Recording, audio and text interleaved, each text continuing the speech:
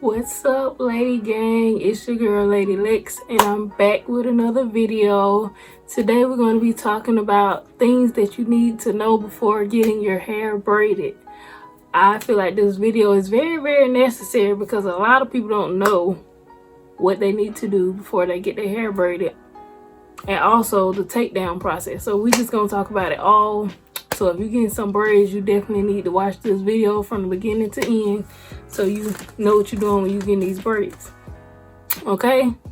First thing you do before you go get your hair braided, I would suggest to do it the day before or maybe even that morning. Depends on when your appointment is. You got an appointment like 8 or 9 that morning, I would suggest wash your hair like the night before, because nobody wants to get up at like 5 a.m. to wash their hair before their appointment. And also, I'm saying wash your hair because I'm not sure about every state, but in South Carolina, which is the state that I'm in, hair braiders, licensed hair braiders, are not allowed to wash hair. Last I checked, you cannot wash hair. When I got my license, they said you cannot wash hair. If you work in a salon, wherever you work at, braiders are not supposed to wash hair.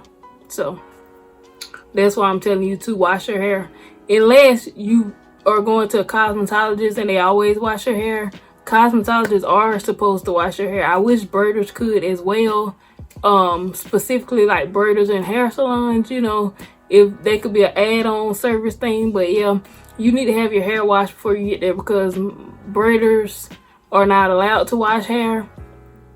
That's only if they're just a licensed braider. If it's a cosmetologist that you're getting to braid your hair, then they can wash it, but you need to talk to them about it before you go get your hair braided and make sure y'all on the same page, because you don't want to show up with dirty hair and they don't wash hair. So yeah, make sure you wash your hair. And when you wash your hair, I'm gonna show you guys. When you wash your hair, when you finish washing your hair, this is what you need: a blow dryer. This one is called Andis. I think that's how you pronounce it. But yeah, it has a comb attachment. This is for my natural people. I know we don't like to put heat on our hair, and you don't even have to use it on the highest heat setting. You can actually blow dry it on cool if you want. It has a button that says cool. You can blow dry it on cool if you want to, or on low heat, whatever you want to do. But you're gonna have to blow dry it. And like, I'm just being honest, I'm a braider, I'm a stylist. When I braid my own hair, when I braid other people's hair, I tell them to come blow dry it, and I blow dry my own hair before I do it. This is very necessary, because I see a lot of people, especially younger kids, whose parents don't blow dry their hair before they come to get it braided. And they're like, when you parting it, they like all in their shoulders hunched over. It hurts because your hair is not detangled. So while and the crazy part is, the braid doesn't even hurt getting the braid done itself. It hurts when they're parting your hair off to do the braid, because your hair is all matted down and just on your head. So now they got to part through that mess. And when they part through it, it hurts. It's hurting the person, the child or adult. If you're a tender-headed adult, it's gonna hurt. I promise you, getting your hair braided is gonna hurt. Even if the braider, I don't braid tight. All of my clients tell me I don't braid tight. I know I don't braid tight because I braid my own hair. I'm not a tight braider, but I've been told that it hurts, and you can tell it hurts when you part in somebody's hair and it's like popping, like you trying to pull apart a bush. So yeah, you need to blow dry your hair. Blow dry it. When you wash it, blow dry it. You get a heat protectant, and also you're getting a protective style. So I don't feel like blow drying before you get braids is a bad thing, because you're gonna be wearing it in a protective style. Especially if you get box braids, crochet braids, you're gonna wear that for at least a month. So that one little time of putting heat on your hair is not going to affect your hair like that.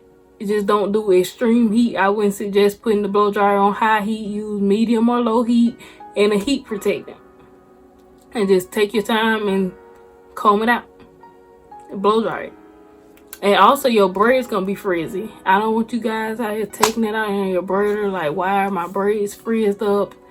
It looks a mess. It's because your hair wasn't blow dried. And if they don't blow dry it for you, it's gonna look very frizzy. which braids tend to get frizzy anyway after a certain amount of time, but nobody wants to get their hair done and they freeze it the same day as soon as you got them done. You know, after a week or two, yeah, then, you know, you may expect them to look a little frizzy, but nobody wants their hair looking frizzy the same day they got it done. So make sure you wash your hair and blow dry your hair for your appointment. Especially, like I said, if it's just a licensed braid and if they're working at home, nobody wants to wash their hair in their kitchen sink, their bathtub, or anything like that. So if the person that you're going to is a home-based stylist, wash your hair before you get there. They don't want you in their kitchen sink or in their bathtub washing your hair. You know, just do it at home. Or if you, and I have come to learn that being a stylist that is home-based, a lot of people don't know how to wash their hair. And it's very clear on my website. Wash your hair before you come. But some of them really don't know how to wash their hair. Like, I feel like once you are at least maybe around middle school age and older, you should know how to wash your own hair. And that's all I'm gonna say.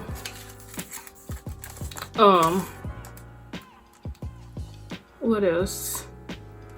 Oh yeah, you can wash box braids. You can wash your braids. I prefer not to wash them since I've been natural. When I was relaxed, I used to wash my braids all the time, but as we know, natural hair and water just frizzes right on up. So that's just not a smart move unless you like the look, you know. But if you want your braids to look all nice and neat and stuff, I mean, the braid hair ain't gonna do nothing, but your hair that's in that braid, it's gonna freeze up and it's gonna make the braid all poofy. So yeah, I would say wash it, but I would only suggest to wash box braids. If you got crochet braids, cornrows, anything like that, it's not really a point of washing those crochet braids. I feel like I've never seen anybody wash those, and I have never washed any crochet braids that I've had, but I feel like they would mat up like crazy, and you're gonna have a really hard time getting it out your head if you wash your hair with some crochet braids in it. Yeah, that's with the crochet cornrows. If they look that bad, or if your hair itching that bad, just take them out, because cornrows tend to not last as long if you looking for a neat look. You know what I'm saying? I feel like it's best to invest your money in box braids or crochet braids if you're looking for something long term. Do not get 2, 3, 4, 5 feed-in braids and think you're gonna wear that for a month. That's just not gonna happen. It might last 2 weeks. I'm giving y'all good pointers. Like, y'all need to take notes when y'all get these braids. Listen to everything that I'm saying. Okay, and as far as itching, because I know a lot of people scalp itch, and I'm one of those people who deal with itchy braids. When it comes to box braids, my hair actually does not itch with box braids.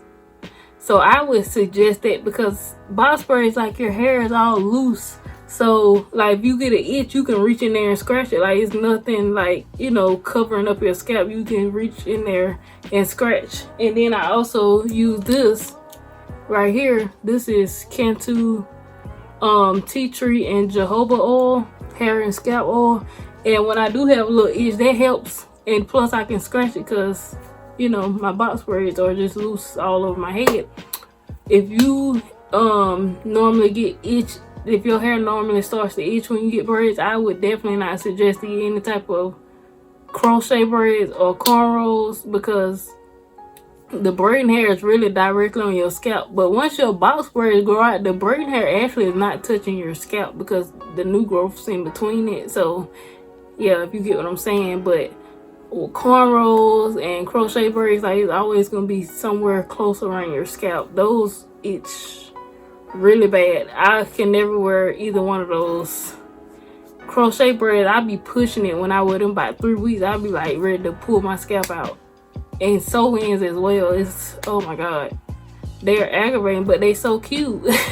But it's gonna itch. If you have an itchy scalp, you gonna kind of like waste your money paying somebody to give you some crochet braids or some cornrows if you think that they's gonna last like a very long time without it itching and bothering your scalp.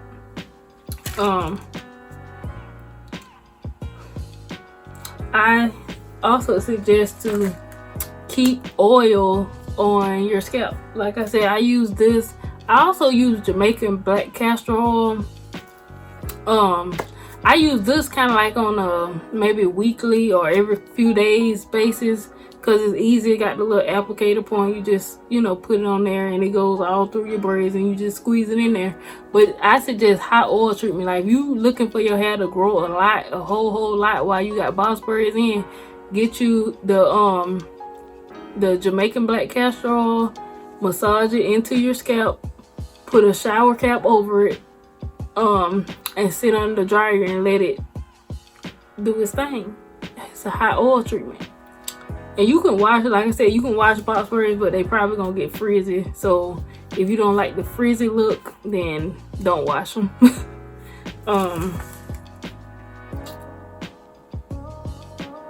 Okay, this is the last step, but this is probably the most important. Please thoroughly detangle your hair when you take your braids out, because if you wear your braids, it's just any amount of time it's gonna have some kind of build-up. But the longer you wear them, the more build-up and the harder it's gonna be to detangle. Please thoroughly detangle your hair. Take a comb and make sure you get all that build-up.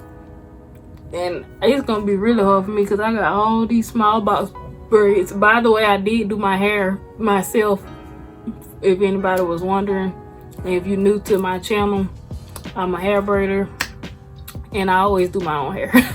But yeah, it's gonna take a long time, and I do plan on wearing these for a while, because if you know, I just went natural. I did the big chop, so I'm trying to wear these for a while because I want my hair to grow back, because the short hair is not it. I'll be doing a video on that, letting y'all know what you need to know before going natural as well, because I got a lot to tell y'all about that.